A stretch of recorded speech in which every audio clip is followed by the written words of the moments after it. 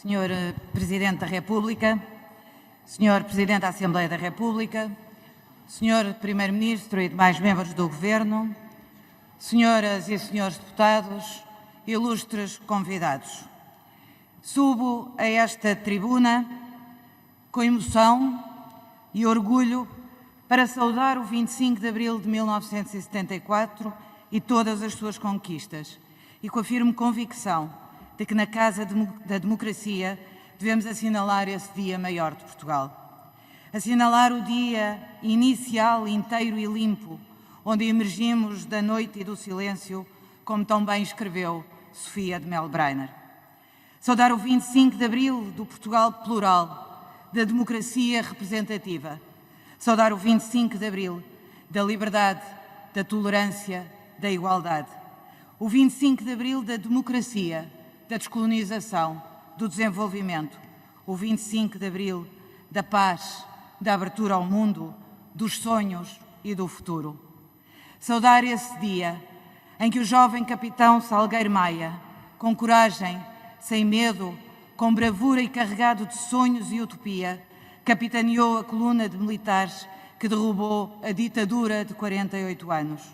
Nessa manhã, os capitães de abril, que daqui saúdo calorosamente, encheram as ruas e as praças de Portugal de esperança e deram à minha geração a oportunidade de crescer em liberdade.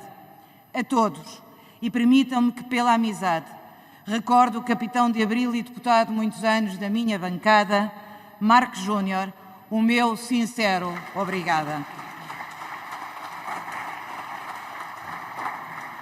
Para a minha geração, que nasceu pouco antes da Revolução e cresceu num Portugal livre, democrático e aberto ao mundo, a história não se apaga. Lembrar Abril é celebrar todas as suas conquistas e recordar a libertação de um Portugal amordaçado, um país de fome, miséria e desigualdades. Um país devastado pela morte e pela mutilação de milhares de jovens na guerra colonial. Um país que forçou muitos ao exílio, à clandestinidade e à imigração. Um país que prendeu, torturou e matou quem ousou pensar diferente. Um país onde tantos meninos nunca foram meninos, porque a escola lhes estava vedada. Um país onde as mulheres não tinham os mesmos direitos que os homens. Um país em que uma guerra colonial anacrónica roubava futuro aos jovens e o direito à autodeterminação dos povos. Foi este país que o 25 de abril transformou e por isso devemos hoje homenagear, dos mais conhecidos aos mais anónimos, todos os que deram com o seu sangue a sua vida para que Portugal pudesse mudar. Mas, Sr. Presidente, senhoras e senhores deputados, permitam-me que me dirija diretamente a todas e a todos os portugueses que nos seguem nas suas casas neste 25 de abril, vivido de forma tão atípica.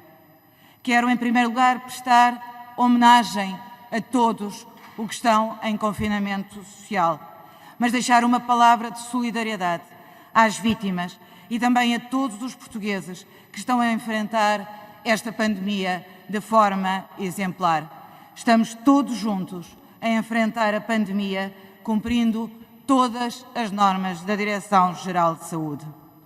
Manuel Alegre, no magnífico texto do prefácio da Praça da Canção, Rosas Vermelhas, numa ode à liberdade e à ternura, escrevia a propósito do seu aniversário passado nas masmorras da prisão da PIDE.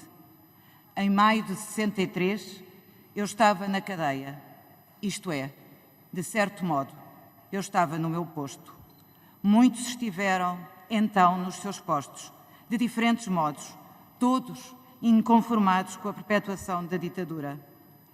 Lembrei-me aqui e evoco perante vós as palavras de Alegre, para, no contexto da realização desta sessão solene do 25 de abril, deixar também uma questão. Acaso poderíamos nós, deputados, estar noutro local que não no Parlamento, para assinalar os 46 anos do 25 de abril? Não podíamos. Mesmo num contexto de estado de emergência, A democracia não está suspensa. Todas as semanas temos aqui estado a trabalhar por mandato do povo, para aprovar leis e para fiscalizar o Governo. Não estaríamos à altura das nossas responsabilidades se fechássemos o Parlamento ao 25 de Abril. Hoje, mais do que em qualquer outro dia, a Casa da Democracia tem que dizer presente. Hoje estamos aqui, nesta como noutras sessões, no nosso posto. Nós, que estamos presencialmente aqui, como todos os deputados, que pelas circunstâncias não podem fisicamente estar. Comemorar a liberdade é trabalhar para a democracia e não devemos subtrair-nos a nenhuma das dimensões necessárias desse trabalho. Fazemos-lo em nome dos e pelos portugueses que nos elegeram e, elegendo-nos, confiaram na nossa dedicação em manter viva a chama da liberdade, da Constituição e da República e honrando a democracia representativa. Senhor Presidente da República, como Vossa Excelência também ensinou a várias gerações de estudantes de Direito, o Parlamento tem um lugar único na democracia. É a instituição da pluralidade onde se representa a diversidade da comunidade. O Parlamento é a casa das diferenças de opinião, das diferenças programáticas, das diferenças de propostas. É na Assembleia da República que a pluralidade se assume como valor constitutivo e como garante e instrumento do bem comum. É aqui que se afirma, cada dia, a cada debate, que a unidade nacional é a unidade plural da diversidade. O Parlamento não pode, por isso, em qualquer circunstância, deixar de ocupar o seu lugar, de assumir as suas responsabilidades de representação, porque as nossas diferenças não podem ser divisivas e destrutivas, porque as nossas diferenças são legítimas, mas a sua afirmação deve coexistir com a capacidade de, nos momentos decisivos para os portugueses, nos unirmos no que é essencial. E nunca nestes 46 anos, como no último mês e meio, a democracia foi tão colocada à prova.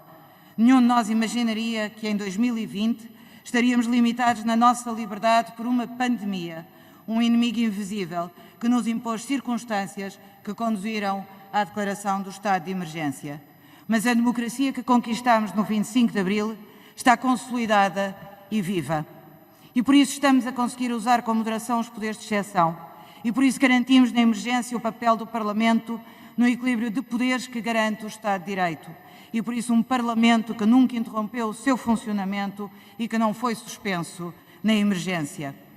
O inimigo desconhecido que ameaçou a nossa liberdade fez também aparecer outros demónios já conhecidos, como a xenofobia, o fechamento nacional e o medo. Um medo subterrâneo que alguns gostariam de usar para abalar os pilares do Estado de Direito Democrático. Sentir medo é próprio do ser humano. Mesmo os que resistiram durante a ditadura nunca deixaram de ter medo, mas souberam não se deixar vencer pelo medo. Também hoje é nossa responsabilidade não decidirmos condicionados pelo medo e impedir a exploração do medo como arma política. Um Parlamento que se deixasse sequestrar pela demagogia estaria a defraudar Abril, tal como defraudaria Abril um Parlamento fechado sobre si próprio. Ter um Parlamento forte é cumprir Abril. Senhor Presidente, senhoras e senhores deputados, faz hoje 45 anos que foi eleita a Assembleia Constituinte. Foram as primeiras eleições livres do Portugal democrático e em menos de um ano foi aprovada a Constituição da República Portuguesa. É a Constituição da República Portuguesa que corporiza todas as conquistas e todos os valores democráticos de Abril. A Constituição, senhoras e senhores deputados, não é passado, é presente e é futuro. A instituição de um regime democrático permitiu o fim do isolamento de Portugal.